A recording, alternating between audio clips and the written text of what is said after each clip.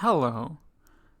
This lecture focuses on the philosopher Mengzi or Mencius, who was Confucian who defended it from various challenges, particularly the challenge raised by Yangism, which held that we are fundamentally motivated by selfish desires and we ought to embrace those selfish desires. And Mengzi or Mencius rejects them. And Mengzi argues against that view and holds that we are and should be altruistic. As you've probably noticed, I've said this philosopher's name in two different ways. There's Mengzi, Master Meng, that's the Chinese name, and then there's Mencius, which is a Latinized version of his name, and that's similar to Confucius. Kongzi, Confucius, being the same name. Mencius is really the same one. I'll use these interchangeably. Now, Mengzi was a philosopher who lived in the Warring States period, a bit after Confucius, but was carrying on the traditions that Confucius had himself carried on. In fact, he's said to have studied with Confucius's grandson, and then traveled around and tried to convince various rulers to embrace Confucianism, to embrace particularly the virtue of benevolence, and embrace that rather than just going to war when you disagree with people or want to get what you want. So we see that he's very committed against the idea that we ought to be selfish. Now, in broad outline, Mengzi thinks that we ought to act in accordance with human nature, and this is a view that's kind of fundamental to a lot of the Chinese philosophers here. Confucius held this view, but likewise the critics of Confucianism, particularly the Yangists, those who thought we ought to act selfishly, also thought that we should act in accordance with human nature. But Mengzi develops an account of what human nature is that's quite distinctive and expands what Confucius had held. And he does this in part to reject the idea that human nature is fundamentally selfish, and rather he argues that it's innate to human nature to have four primary ethical reactions, various kind of behaviors and feelings toward things in the world. We innately have certain dispositions to act ethically, and ethically in a way that's altruistic, that's benevolent. And we'll talk about these four reactions more in the next lecture. But the idea is that we have these four innate dispositions, and we ought to cultivate those dispositions, develop them further, to have virtues, to have those dispositions be more integral, be more fully developed. And these will be some of the virtues that Confucius had also talked about. Now, as we've seen in earlier lectures, there's two different challenges to Confucianism. First, there's Moism, the doctrine embraced by the followers of Mengzi or Master Mo. They were consequentialists who argued that we ought to act in a way that produces the best sort of consequences, not caring about character or virtue. And those consequences are ones that bring about the greatest good for the greatest number of people. And so they advocate for total impartiality. You ought to be acting to produce the greatest good for the greatest number of people, and those people include people you don't even know, people that are totally strangers, and so you ought to act not just for the sake of family and friends, but for the greater good beyond your partial concerns. The other challenge was raised by Yangism, which held that human nature is fundamentally selfish, and that we ought to embrace that. We ought to be selfish. And so what I'll do in the remainder of this lecture is explain how Mengzi rejects these two challenges, how he shows that they don't really have solid support.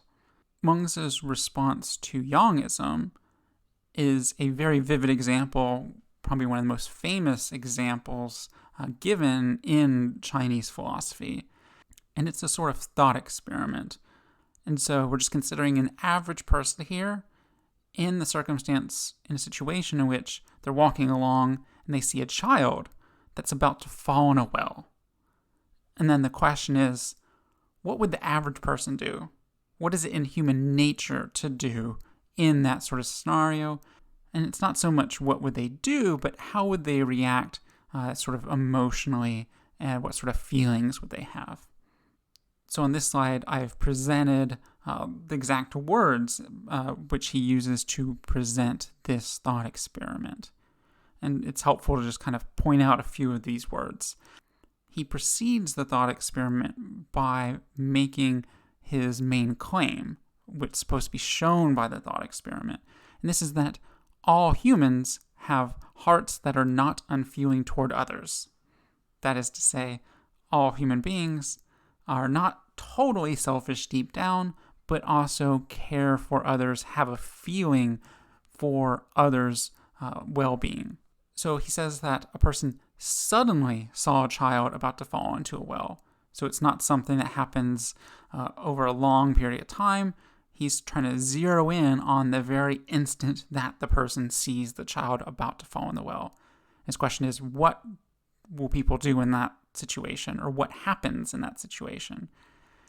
He goes on to say, everyone in that situation would have a feeling of alarm or concern for the child's well-being, and a feeling of compassion. And notice he doesn't say anything here about what the person would do. I keep saying, what would he do? But he's really focusing on what sort of feeling does a person have, regardless of what the person does. So any person, Mengzi thinks, is going to have a feeling of alarm and compassion, and then he wants to figure out what's the source of it. Why does everyone have this feeling? And it's not a feeling that one has for selfish reasons. Now, you might imagine someone that feels alarm about a child about to fall into a well because maybe they're responsible for that child, they're babysitting, and then they'll be put in prison, or whatever. They'll be punished for letting a child die, and have a bad reputation, obviously. That's not what's going on here. It's not because of selfish reasons. We're just imagining someone that totally doesn't know the child. They are still going to have this feeling of alarm and compassion despite not knowing the child, not having any stake in the matter. It's also not even because you don't like hearing the child cry or something like that. Rather, one has this feeling because they care about the child's well-being. Now, it might not be an overriding care for the child's well-being. It might ultimately be that the person decides not to do anything because of self-interested concerns. But Mengzi's point is that deep down, everyone will have this feeling even if it doesn't motivate them to act. And just having that feeling will motivate them slightly. If that feeling were developed more, it would motivate them even more. Because what's going on is we have all sorts of feelings going on at all sorts of times. And some kind of weigh out, some override others. But we at least have some altruistic, benevolent feelings deep down. And so what he says is that we see from this thought experiment that if one does not have a heart of compassion, does not have this deep down feeling of compassion, then you're not really even human. Basically, every human being is going to feel this. We can take this thought experiment and present what Mengzi thinks in the form of an argument. The argument's quite simple, but I think powerful. So he first embraces the assumption that we should act in accordance with human nature, an assumption shared by Confucians and the Yangists alike. But as the thought experiment shows, and he can present other examples as well, it is a part of human nature to care about others, to have at least those feelings of compassion for others. Whether or not you act on them or not, you have those feelings at least at some time. So he thinks we should cultivate those feelings. We should act in accordance with those parts of human nature. So we should not be ethical egoists, but rather embrace the Confucian virtue of benevolence, acting benevolently for other human beings. Now let's consider how Mengzi argues against Moism, the view that we ought to be impartial in all our actions, and that's what ethics demands. Now, Mengzi agrees with the Moist in thinking that we should at least sometimes act benevolently, act for others' sake, act impartially. But the Mohists take this to an extreme. And he argues against the Mohists by examining whether you could actually consistently act as how the Mohists say you ought to act. So, as Mengzi points out, you might look at various people who embrace this doctrine and look through all their behavior. Are they embracing this fully in every aspect of their lives? Acting totally impartial in every aspect of their lives? No, of course not. So he mentions a Mohist who advocates this, but, quote, buried his parents lavishly, so he served his parents by means of what he demeans, end quote. So this Mohist, despite his doctrines, still acts in a way that is partial. That's one example that Mengzi gives against the Mohist. But another example is kind of like the one that we saw previously, the child falling into the well. And what this example shows is that we have certain innate dispositions to have certain feelings. But in this case, it's not quite benevolence. It's actually going to be a different feeling than something like compassion. So here he gives a sort of thought experiment, somewhat historical account about how there were certain people that didn't bury their parents, basically didn't go through the various funeral rites, the various rituals that Confucians would advocate. So what this people would do when their parents died was abandon them in a ditch. So these dead bodies of their parents, just throw them in a ditch. And then he continues this thought experiment by saying, quote, the next day, they passed by those dead bodies. And foxes were eating those bodies. Bugs were sucking on them.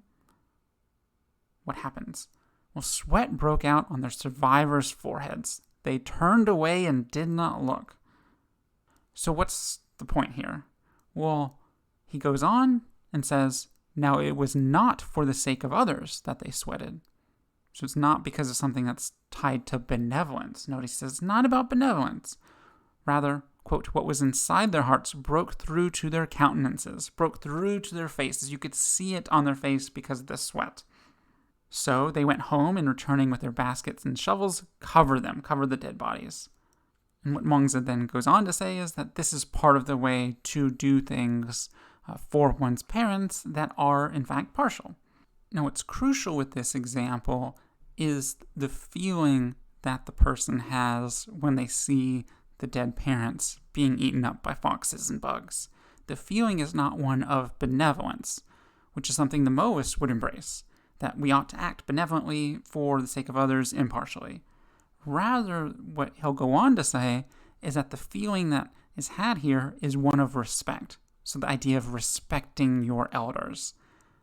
And so the person sweats and has this sweat on their face because they realized that they didn't respect their parents properly. They didn't go through the various funeral rituals and rites that were needed to express that respect. So the innate moral disposition here results in a particular feeling, the feeling of respect. That feeling of respect is part of human nature, and that is what the Mohists have overlooked. There's more to human nature than just acting benevolently. There's also respecting your elders, respecting others, basically being partial in certain ways is part of human nature. Once again, we can present Mengzi's point through a form of argument. So once again, this argument begins with the assumption that we should in fact act in accordance with human nature, but the Mohists are wrong about what human nature is. And so the second premise is that total impartiality is inconsistent with human nature because we have this innate feeling of respect. And what this also means is that what the Mohists advocate is impractical. We can't really go against our nature. It's actually not going to really work out in practice to do what the Mohist says. And so what Mengzi concludes is that we should not act completely impartially. Rather, we should embrace some of the Confucian virtues that involve doing things that are partial, like carrying out rituals for the sake of one's parents. Now, to conclude this lecture, we see that Mengzi is doing something like Goldilocks, that you have a view that's too extreme in one direction and another view that's too extreme in the opposite direction. So whereas the Yangists say that we should act totally self-interestedly, the Moists go too far in saying that you should not be selfish at all, you should not be partial at all. And what Mengzi says is that we need to be selfish or partial to some extent. That's part of human nature, and we can develop that in an ethical and virtuous way. But we also need to act benevolently and also act for the sake of others' interests and well-being. This lecture is mostly focused on setting up that view, setting up what he rejects, what Mengzi rejects. And the next lecture will present more of the positive picture about the Confucian virtues that Mengzi thinks we ought to cultivate.